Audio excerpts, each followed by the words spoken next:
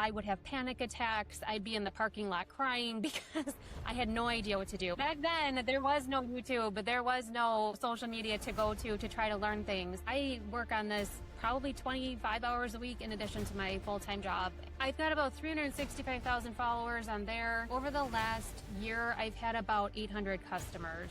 My courses are in the $30 to $40 range. My competitors absolutely do charge 2 to 3 times what my courses are at least. A lot of them I've seen are in like the $500-600 range. No matter what product it is that I'm working on, everything is geared towards work smarter, not harder. Get home on time. Don't spend your weekend doing this. I can help you. I have the tools to make it happen, and I want you to have the tools. Hello and welcome to the Art of Selling online courses. We're here to share winning strategies and secret hacks from top performers in the online course industry. My name's John Ainsworth and today's guest is Nicole Hullihen. Now, Nicole is an MBA qualified executive, founder of Execute the Vision and a 2-time Microsoft MVP with a background spanning 9 industries including SaaS, biotech, pharmaceuticals, automotive and luxury goods. She spent 5 years as COO, as on the clock, leading 12 departments and driving scalable growth, and has since moved into a VP of product and pricing role in the pharmaceutical space. And then on the side, she's also teaching practical Excel and business operations skills. I'm not quite sure how she manages to do all of this. She was also in 2024 named one of Success Magazine's top 50 women of influence. Nicole, welcome to the show. Thank you. Thanks for having me. So talk us through this. Like, how much is this a side gig, and like, how much work are you putting into Execute the Vision? Well, I view it as more of like a hobby. I love to learn. I love to do and create and make things. So it's been the past few years I've, dabbled here and there in learning social media, learning how to create courses, all these different things. So I work on this probably 25 hours a week in addition to my full-time job. And I've got a family as well. So pretty busy all the time. That sounds crazy. Yeah. Okay.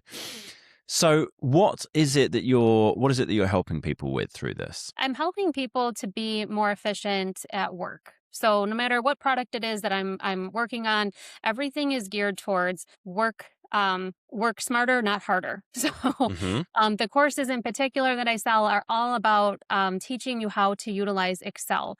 When I started learning Excel, I was kind of just thrown into it, and I would have panic attacks. I'd be in the parking lot crying because I had no idea what to do. Oh, that's awful. Back then, there was no YouTube, but there was no, social media to go to try to learn things. So I've taken the last 15, 20 years of doing this, and I've tried to make these short videos to try to, help people throughout their day. And in addition, I created courses from it because I was getting questions like, hey, how can I learn everything? Like, how can I learn what you know? How did you do it? So I was like, well, let me put it together in a logical package. Yeah. Nice. Yeah. Okay. So when did you start? You said you've been doing this for like 15, 20 years. When did you start sharing on social media? Around the time of COVID, I would say, is when I started to get into it. There was some downtime not having a commute to work. And it's around the time I was getting my master's degree. And I was like, how cool is it that you can promote things and help people and show people things for free? Basically, like all you need to do is record it and put it out there. And so I was like, this is pretty neat to learn for myself, but to learn how to utilize it in business. And so that's how I got started. And the early videos have all been deleted, I'm pretty sure. Okay. But you got to start somewhere. Yeah. Okay. And what kind of size audience you've got? I think you've got YouTube, Instagram, TikTok. Do you use LinkedIn as well, I think, maybe? Sometimes I use LinkedIn. I tend to keep that for a little bit more directly work-related items. But yeah, definitely TikTok's the biggest. But I've got a decent following on YouTube and Instagram as well. And then a couple others like Pinterest I'm on, and Lemonade. I don't know if you've heard of that. That's a TikTok offshoot, basically. And so, so you can pretty much find them anywhere. And how big's your audience on TikTok then, if that's the biggest one? The average? The audience size? Like, how many subscribers or whatever? I've got about 365,000 followers on there. And it's all ages, all industries, all background types. I find anybody can pick up Excel useful tips to like help your day, so it's trying to cater to anyone in the workplace. And so anyone will find it logical to like take a course, because you hit everyone there, all different jobs, industries. Okay, nice. And how do you find?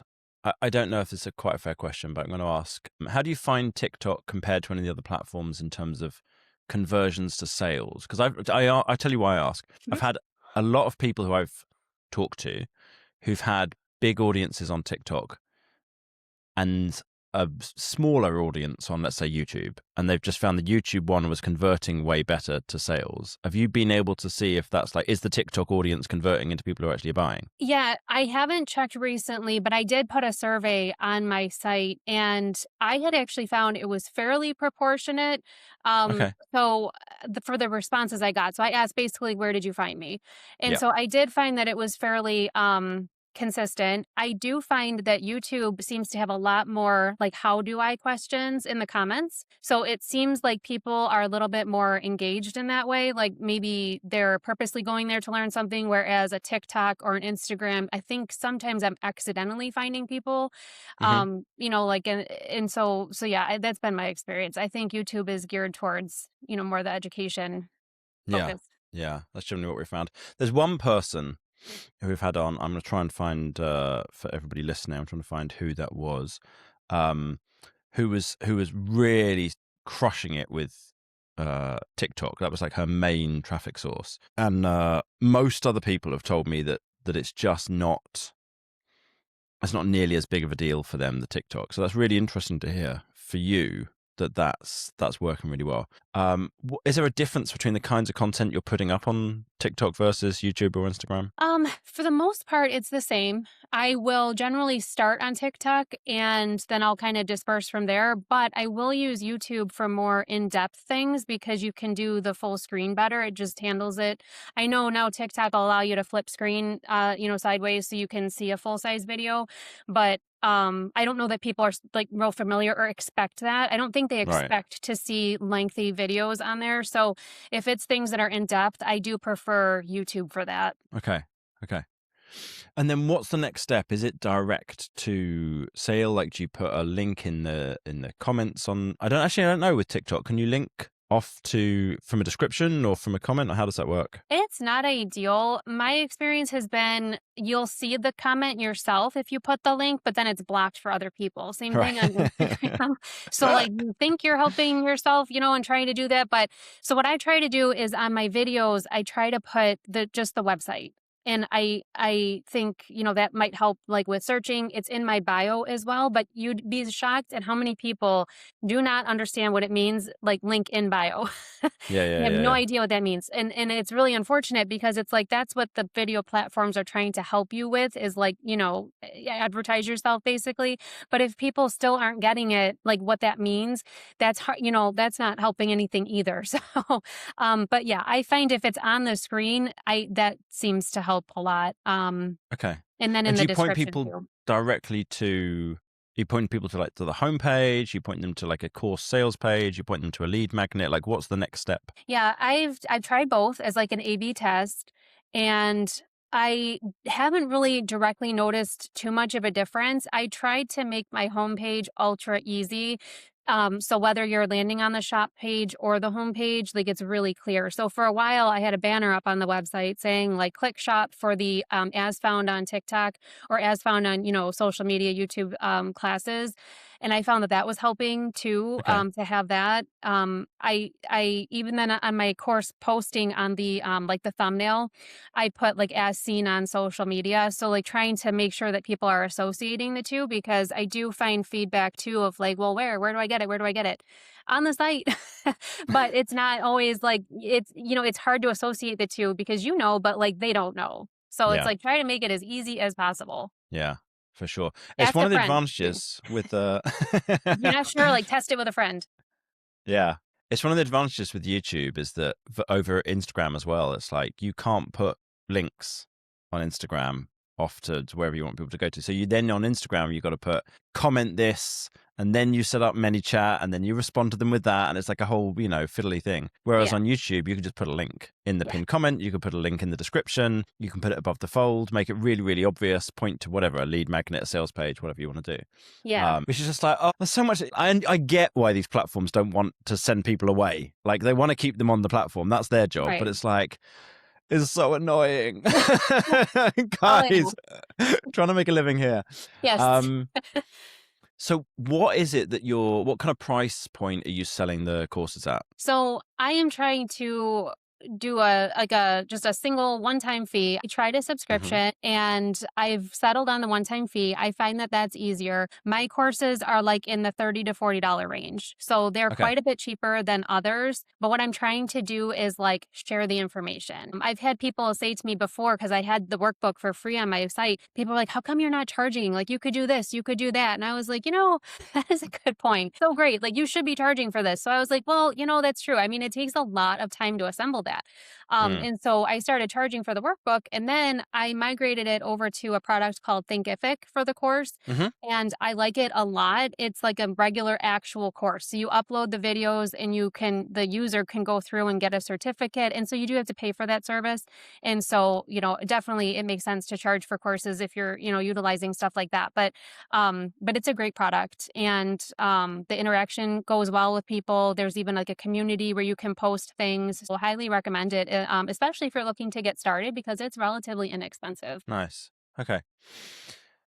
And give people some kind of idea of the size of the business, like revenue, if you're happy to share it, or like number of customers you've had or something like that. Yeah, I would say over the last year, I've had about 800 customers, 800 course purchasers. Hmm. So I started the official course a little over a year ago, and so I've really been kind of delving into a whole bunch of different things, and so I'd like to focus more on it in the upcoming year here. But yeah, that's, again, it's just kind of like a side hustle right now. Yeah. And then what's the other stuff that you're selling as well? Because you've got the courses, but you've also got like templates and software. Can you talk us through that? Yeah, so the templates have been going really well. People like the done for them. So, if you are offering a course and you can do something along with that, I highly recommend trying it out. But what it is you can do the course for yourself and build your own tools. I teach you everything that there is, to learn about Excel basically. But then if you just aren't quite the doer, you don't have time for that, then there's the template version, and those have been selling really well. And then if you're not so much into Excel, you're a little bit beyond that. I've recently launched a software on my website for work management. And so it's got everything that Excel could do that you learn in these courses, except it allows you to collaborate, see updates real time. So it's kind of like different stages. So my software does, budgeting and P&L and project management, time tracking, payroll stuff, everything, but you don't have to do the spreadsheet. So like I said, it's kind of like a staged type of plan, and you kind of pick where you're at. If you're a do it yourself, if you want it done for you, or if you want a software and you don't want to have to do anything. It's all right there. Nice. And how did you build that software? Did you code that yourself? Did you hire somebody for it? Did you vibe code it? Like, how did you make that? Yeah, I decided a couple years ago I wanted to learn how to code. I love Excel. I love how you can learn to like put in formulas and do super cool things. So to me, it was like a next stage of like, all right, what could I build next? I want to go beyond just spreadsheets. And so I've been utilizing a bunch of different tools and just kind of like learning as I go. And it's been a lot of work, but I love it. I'm a nerd at heart, and I think it's like a great hobby. It's fun for me. Nice. And how's the three different options that you've got doing? Like, do you find you tend to get more people getting the templates, or like how's this? Because the software's quite recent, right? It's very new. Yeah. So yeah, it just launched officially about a month ago, and I've had some things I've been working on, and I'm continually always adding to it. But I've been I've been really focused on that. But the templates, I would say, have probably been the best seller above courses. It does seem like the preference is have it done for you, Hmm. because they can use those to learn. Like if you get a template and you want to see like how something was done, like you can, that's the beautiful thing with Excel is like you can click in the boxes and you could apply that wherever you want, or you can copy paste and you can modify it how you want. So maybe they're using videos on social media to kind of learn some tips and tricks, but then also templates. So like I said, it could be a great supplemental thing if you are teaching courses and you have some sort of like reference tool or, something additional to go with it. So how many templates have you got altogether? There's 5 different like packages, if you will, and it depends on what you're focused on. So if you're focused on like process, you would pick number 5, and that's got like project management in it. Um, Oh, I'm drawing a blank. Oh, like SOPs, Hmm. in it. It's, pretty much anything around that.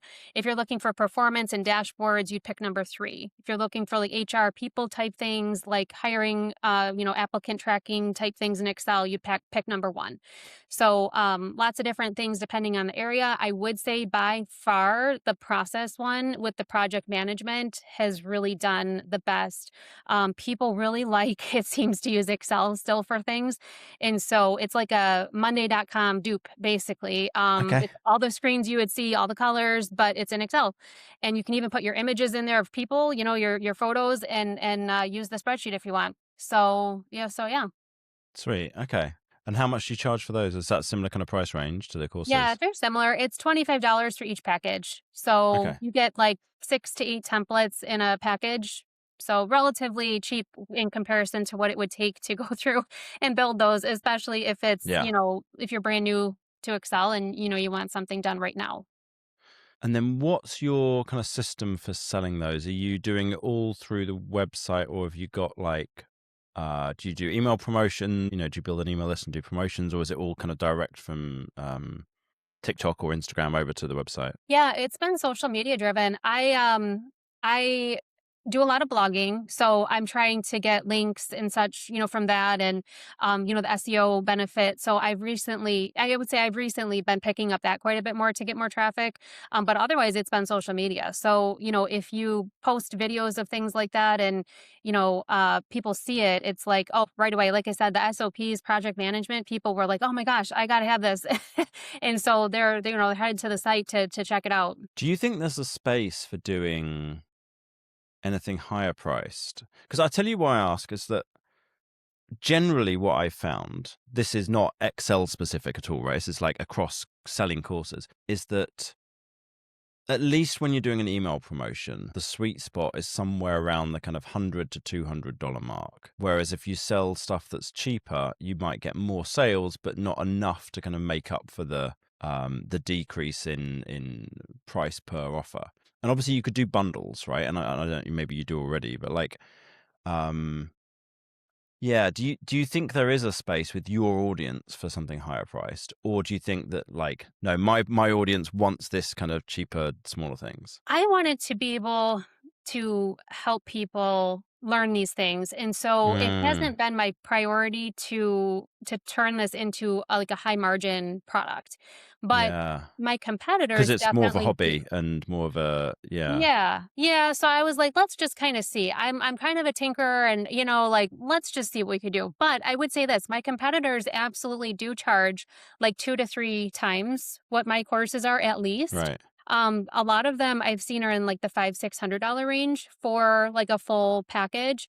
And so and I don't know, but I do believe that they're doing well with it. So I do think that that is a possibility. Mm. But it's not something that's not the kind of direction that you want to try going in. No, and I think honestly it's because my focus has just been, sometimes I'm a bit scrappy and it's like I just want to get the information to you. I want to get it out. And so it's like those courses that are in the $500-$600 range, they've been done in a studio. They're ultra Hmm. polished and it's just a different approach. And so no, there's nothing flying across the screen on mine. There it's very much like I'm sitting with you, talking, teaching you. Like Yeah. you've got your workbook and you've got that open and you've got your videos in the like I said in Thinkific where you're going to cross off, or they're going to cross off for you as you do them. We're going to check your progress with quizzes. There is live interaction through the community boards, but that's more the focus. It's almost like how I learned, where like I was sitting at work learning with my coworkers. And so my courses are geared towards like real life application of like, Hmm. hey, today we're doing a budget tracker. So like this is your course. This is how you do all these different things and apply it real life. Like I said, almost like I'm just sitting with you, talking to you, like we're working together as coworkers. So Yeah. that is the approach I have taken. And like I said, I just want to like give back, I guess, to the people that took their time to help me because man, that was a miserable time, not having, like I said, there was no YouTube, there was no help back then. It was like, hey, Bill over here, like, I need help with this. So yeah, that's been the approach I've taken. I remember back when I was a kid, I was like trying to learn something about basketball. And the best I could think of was like, it was either go talk to a coach. Like I went and played once a week, but it's like, I went to a coaching session once a week. But that was all quite full and busy, and there was a plan already and whatever. And the next option was a book. And I was like, Yeah, learning basketball from a book just sounds insane. It's like it wasn't YouTube showing how something worked. And it's just like, right. oh, it was harder. Same. That's how it was. You could go to Barnes& and Nobles or Borders at the time, that's what it is here, and, you could get an Excel book, or, you can take a course, and it was great, but the course teaches you ABC, and you have to be able to troubleshoot on the fly in the workplace. And so Mm, that's what my courses are, like, trying to teach you is, like, multiple different ways to do things because that's not how real life works. Like, it's not the book. Like I said, you've got to be able to troubleshoot and be on your feet and think of like, oh, I learned that here because we did this neat thing. yeah. So yeah. What's next for you? Like, I know that you've just launched the software, so that's a big deal. But like, what's the goals for this over the next kind of year? The goal is to really polish the software. It's in a great spot right now. Like I said, as of about a month ago, and I really would love this to expand and try to focus on getting more traffic and getting more customers. Same thing with the Excel stuff. Like I just feel so strongly and passionately about these things, and that these tools are what will help you.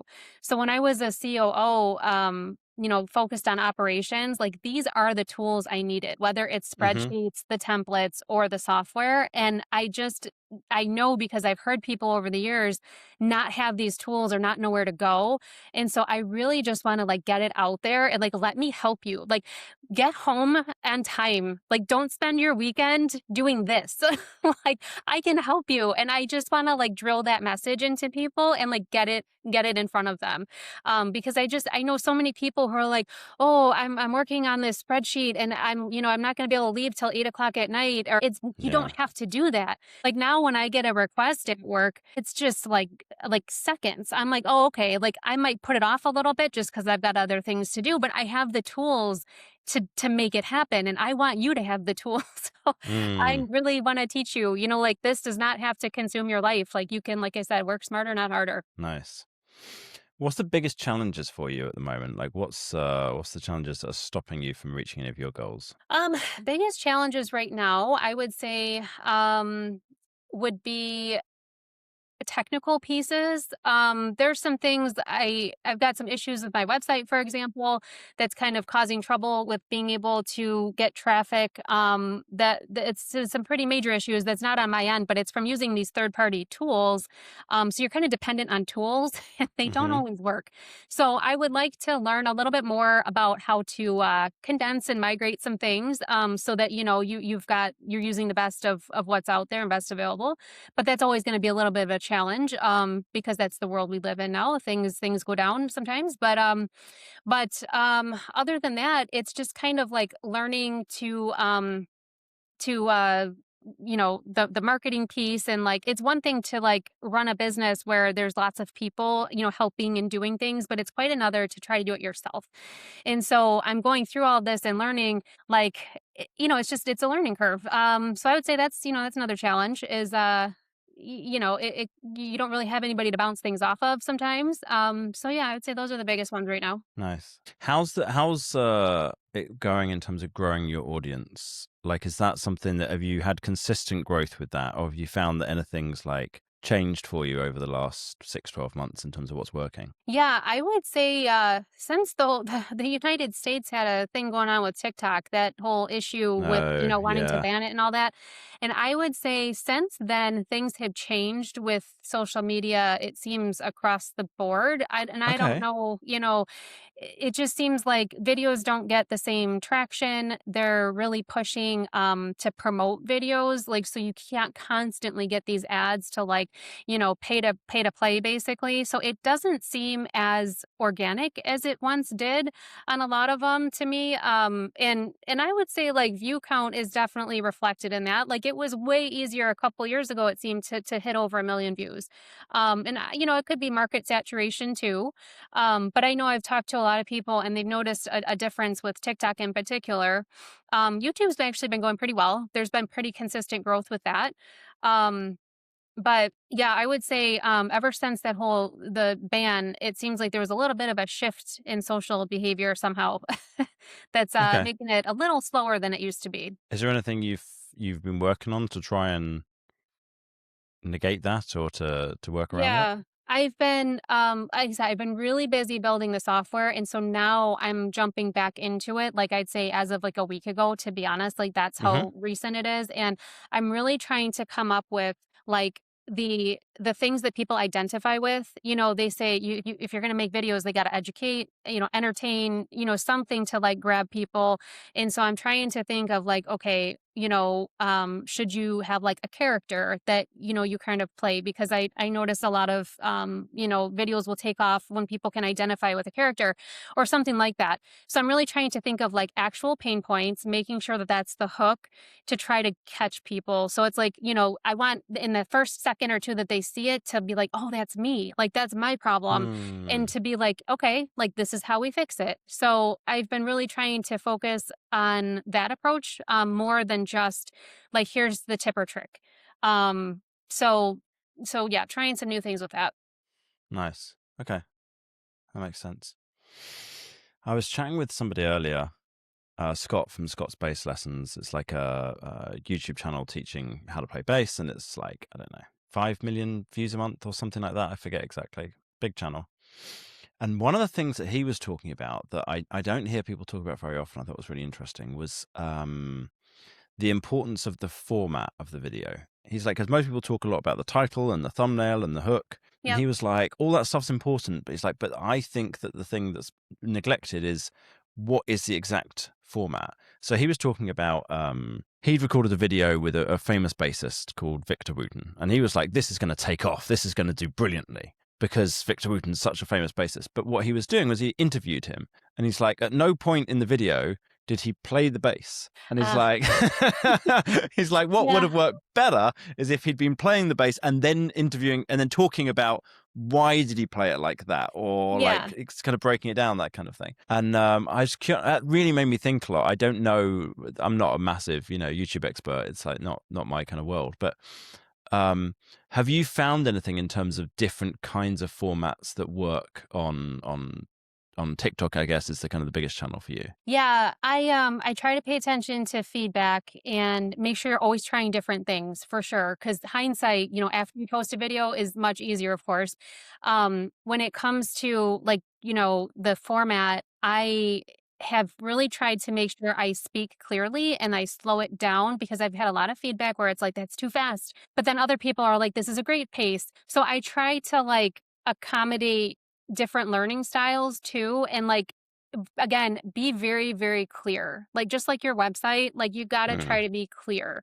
So it's like I have a habit of like wanting to dump all the information, but that doesn't always work for people because especially if they're new to something and they're trying to learn, they're not going to be able to pick it up. So it's like whatever you're teaching, whatever your, video is, I would definitely try to keep it clear. Showing is good. That's definitely something that's been successful for me. If I put a dashboard on the screen done first, then I Yeah. say, this is what we're going to do. I get much better feedback or in engagement because people are like, oh, wow. Like again, with the hook though, you see the dashboard. I want to do that. And then we go into the details. That works really well. So, I did have feedback recently, where people were like, "It's much nicer when a person's in the video for at least a little bit." And I was like, "Okay, that's good feedback too. So it's not just a screen." And, I don't know, again, like they always say with Mm, social that like you want to try to engage with your audience and get them to buy into you. So again, like, that could be something like if you're showing yourself, teaching, talking, like people will remember you, identify your videos easier, maybe feels like more of a personal type video. So those are some big things I've tried to incorporate. yeah, that makes sense. Are a lot of yours your videos? Yeah, a lot of them are. A lot of them, it's like, here's something super cool that you probably have never seen before in Excel. So this is how we do it. Sometimes, like I was mentioning a little bit ago, like I'm trying to work towards more of the things people identify with. So more like a problem.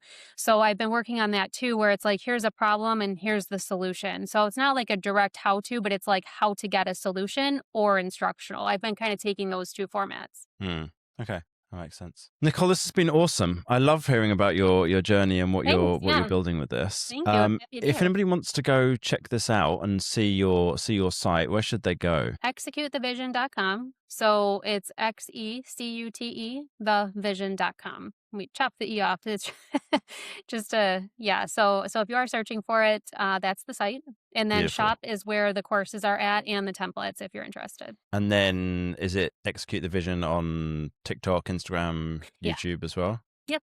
Perfect. Amazing. Nicole, thanks so much for coming on. I really, really appreciate your time. And everybody listening, if you want to hear that I mentioned about Scott and his talk about formats, he came on the podcast before and was talking about this actually. It's episode 117. So if you want to check that one out, then go do that as well. As always, thank you so much for listening. And Nicole, thanks again for coming on. Thank you.